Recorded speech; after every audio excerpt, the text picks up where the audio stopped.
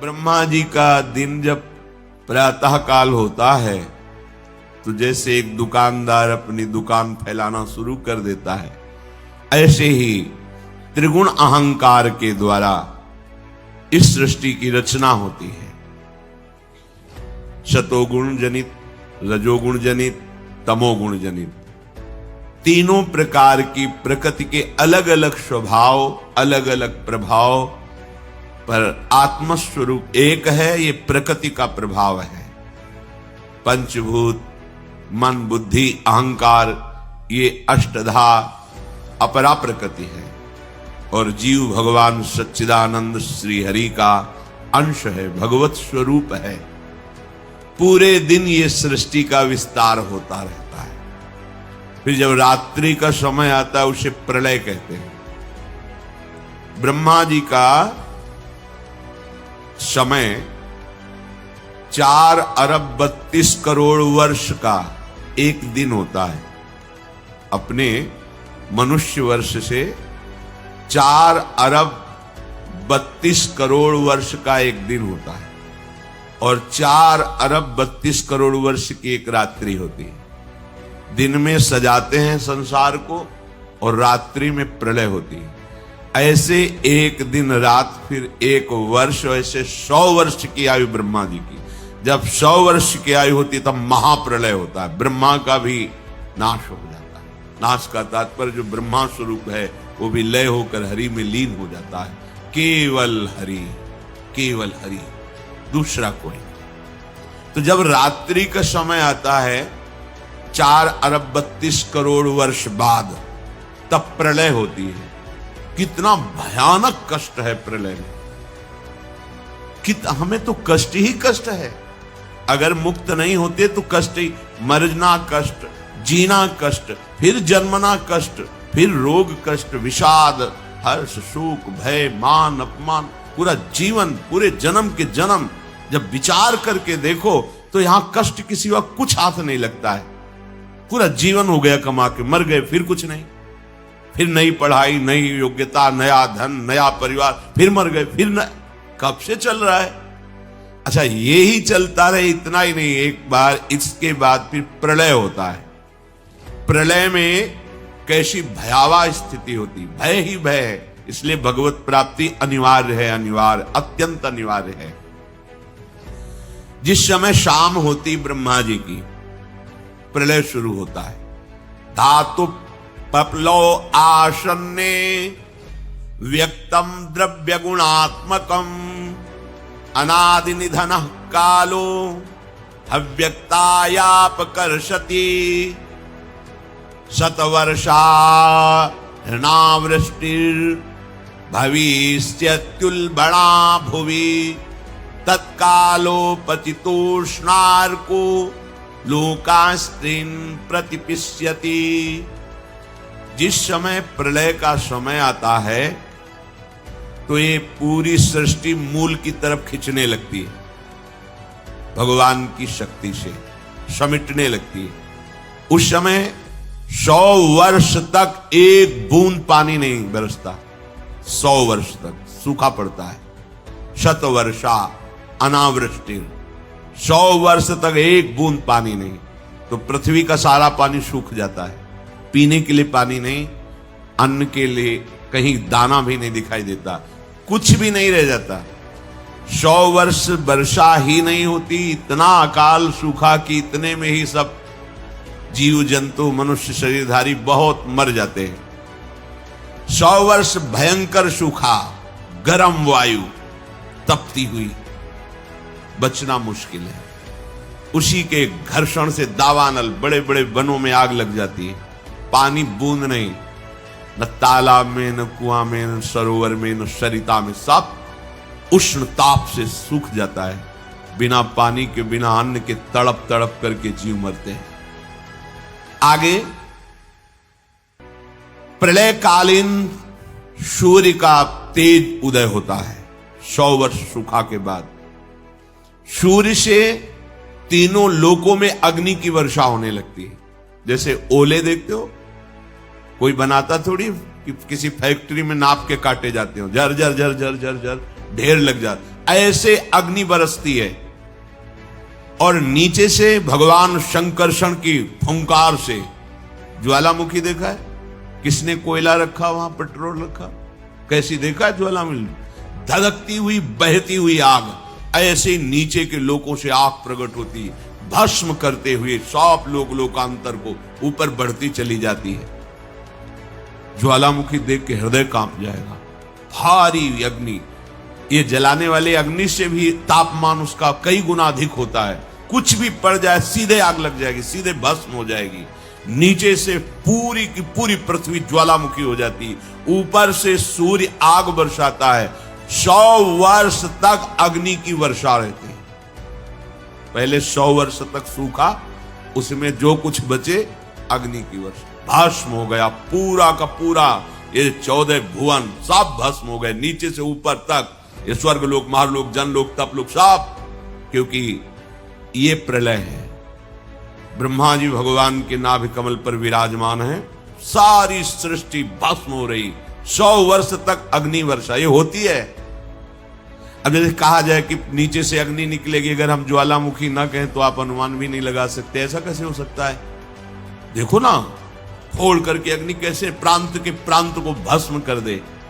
और वहां एक जगह से निकलती है पहाड़ों में, या पूरी पृथ्वी ज्वालामुखी हो जाती है। जगह जगह से अग्नि भगवान शेष के फुंकार से, और ऊपर से भयानक अग्नि तपती हुई बरसती है। जैसे ओले बरसते हैं ऐसे अग्नि बरसती है।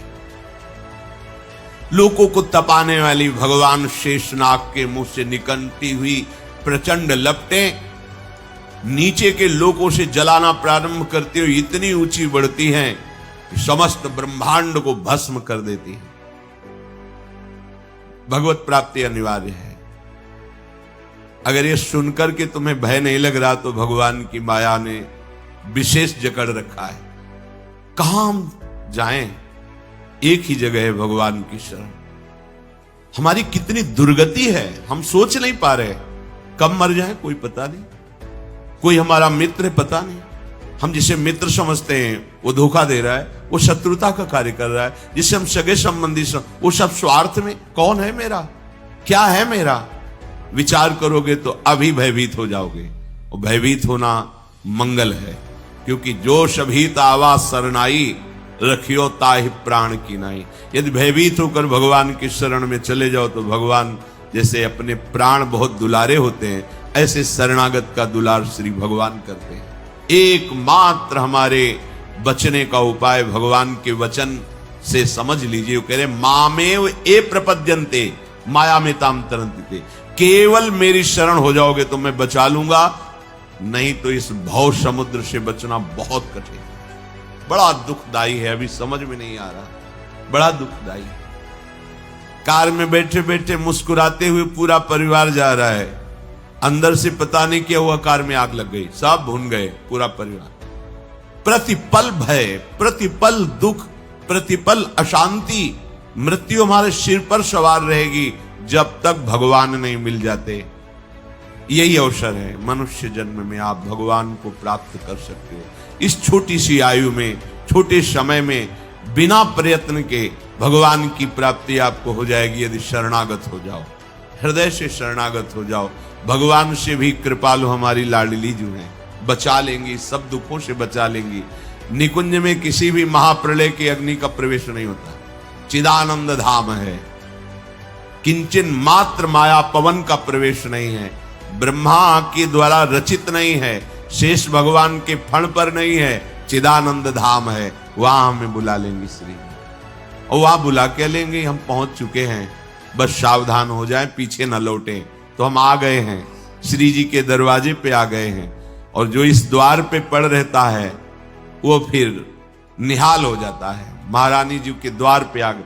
घर पे इसलिए नहीं कह रहे अंदर कि अभी नेत्र खुले नहीं है तो तुम देख नहीं पा रहे हो, कहोगे कहां श्री जी हैं।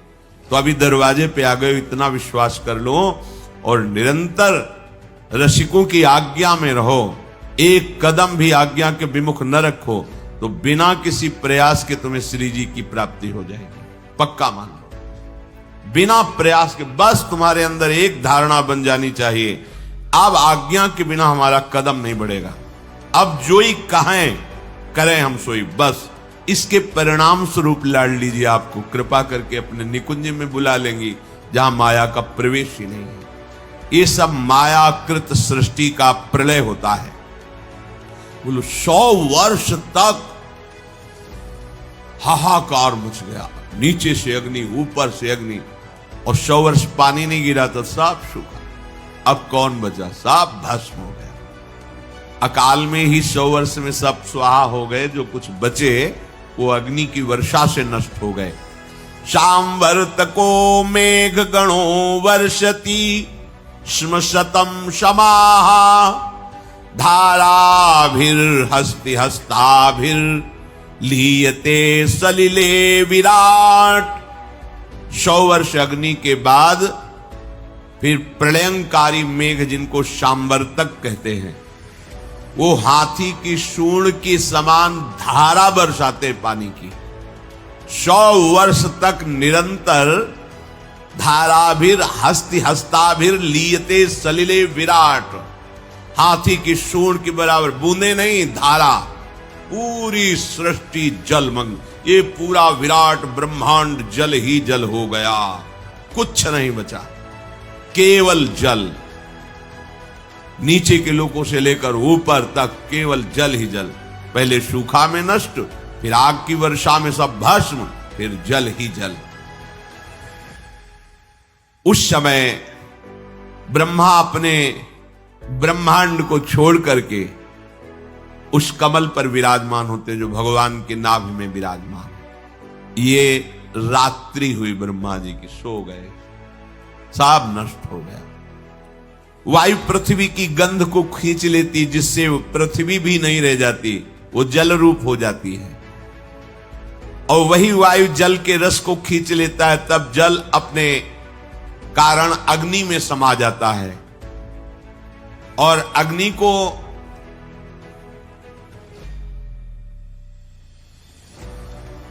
अंधकार में जितना तेज है वो सब छीन लेता है।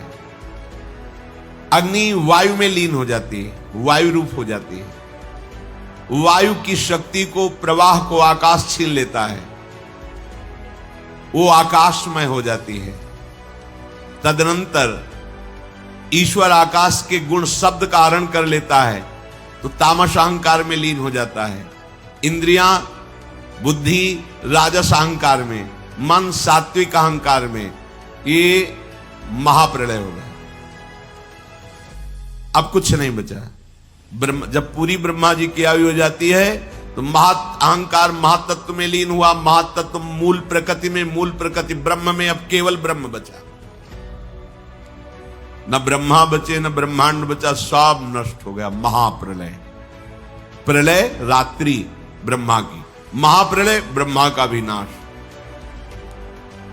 ये सृष्टि स्थिति संहार करने वाली भगवान की अचिंत्य माया है। ये रहट जैसे चलता है ऐसे चलती रहती, कभी दिन कभी रात, कभी प्रलय, कभी सृजन और कभी महाप्रलय। ये बात सुनकर के बड़ा भय लगता है, कैसे निकले इस माया से। यथैता मईश्वरी मायाम दुस्तरा मकृतात्म भी तरंत्यंजा स्थूल धियो महर्षि इदमुच्यताम। हे महर्षियों, ये माया की बात सुनकर तो बड़ा डर लग गया। यही शास्त्र का प्रभाव होता है, संतों का प्रभाव होता है कि जिस डर में तुम सुखी होकर खेल रहे हो, उसमें वास्तविकता का तुम्हें भान हो जाए और भाग पड़ो भगवान की तरफ।